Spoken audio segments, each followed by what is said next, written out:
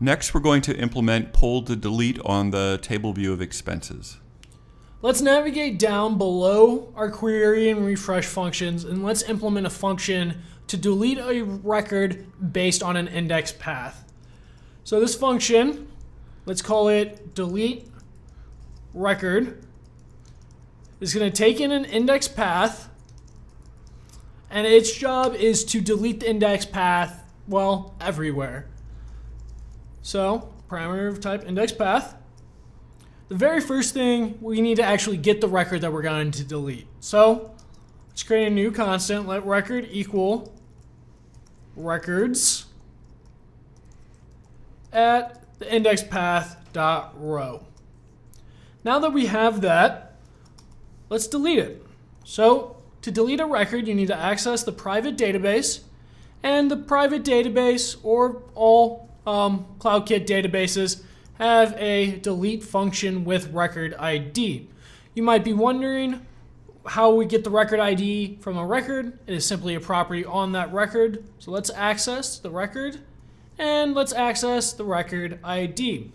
Just like all other CloudKit functions, this is asynchronous, meaning that this will return immediately, but will still be executing in the background. The CK record ID is the record ID of the record that was deleted, and the error is an error object if an error occurred. Let's immediately go to the main queue, and let's check if there was an actual error, and print that off if it exists. Now that we have the error print off, let's do an else clause, and let's print out record was deleted. Now that we've printed it off, because it has actually been deleted from CloudKit, it still needs to actually be deleted from our local storage.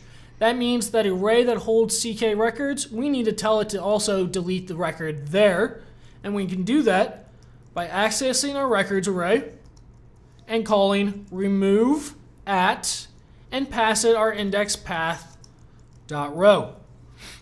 Now that we've done this, we've deleted this record both from CloudKit and our local storage. Let's tell the table view to delete that row from the table view. To do this, you access the table view, our expenses table view, and you call delete rows. Delete rows takes an array of index paths and an animation to delete those indexes. So we are just going to create an array of a single index path. And for the animation, let's simply use the case of automatic. Now that we've done that, we've actually need to implement the pull to delete, the slide to delete, and call this function. To do that, we need to go to the delegate, actually data source, right, Dale?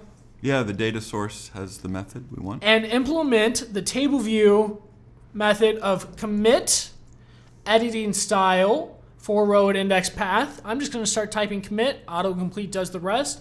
I'm going to select the very first function. Now that we have this function, we need to double check that the editing style is delete, else we don't want to do anything.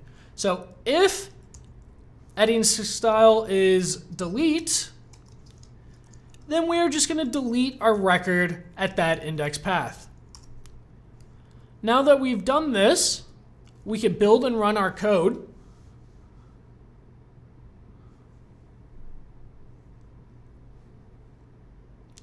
And let's say I no longer want to buy dishes.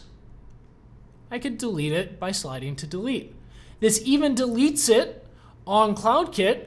So when I bring up the CloudKit dashboard, I'm going to navigate to my container.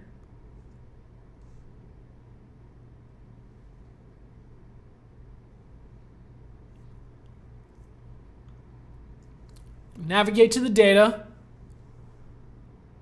query the records, and notice 1, 2, 3, 4, 5, 6, 7, and we have 7 over here on the CloudKit dashboard. Even more dishes expense has been deleted. Let's delete one more slightly different way. If we pull, it'll expose the delete button. We hit delete, and this is going to be on the one of the mouse. And if we refresh here, we're one less.